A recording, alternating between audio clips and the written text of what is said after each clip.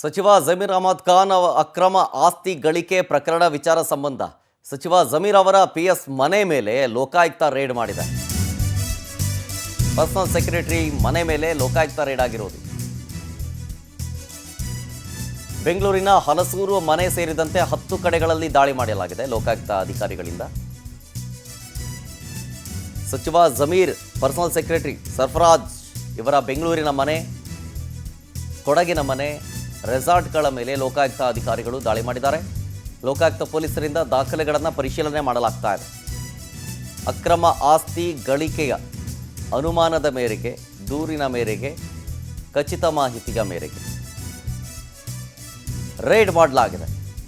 ಆದರೆ ರೇಡಲ್ಲಿ ಏನೇನು ಸಿಕ್ತು, ಏನೇನು ಕಡತಗಳು ಸಿಕ್ಕಿದೆ ಇನ್ನಷ್ಟೇ ಕಾದು ನೋಡಬೇಕು.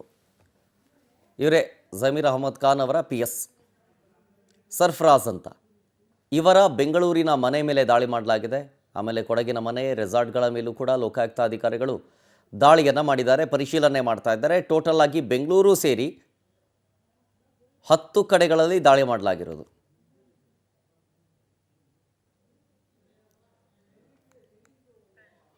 ಡೀಟೇಲ್ಸ್ ಕೊಡ್ತಾರೆ ಇದ್ರ ಬಗ್ಗೆ ನಮ್ಮ ಪ್ರತಿನಿಧಿ ವೆಂಕಟೇಶ್ ಫೋನ್ ಸಂಪರ್ಕದಲ್ಲಿ. ವೆಂಕಟೇಶ್, ಲೋಕಾಯುಕ್ತ ಅಧಿಕಾರಿಗಳ ಈ ಒಂದು ರೇಡ್ನಿಂದಾಗಿ ಏನೇನು ದಾಖಲೆಗಳು ಸಿಕ್ಕಿದೆ ಅನ್ನೋದು ಅಂಶ ಏನಾದರೂ ಬೆಳಕಿಗೆ ಬಂತಾ?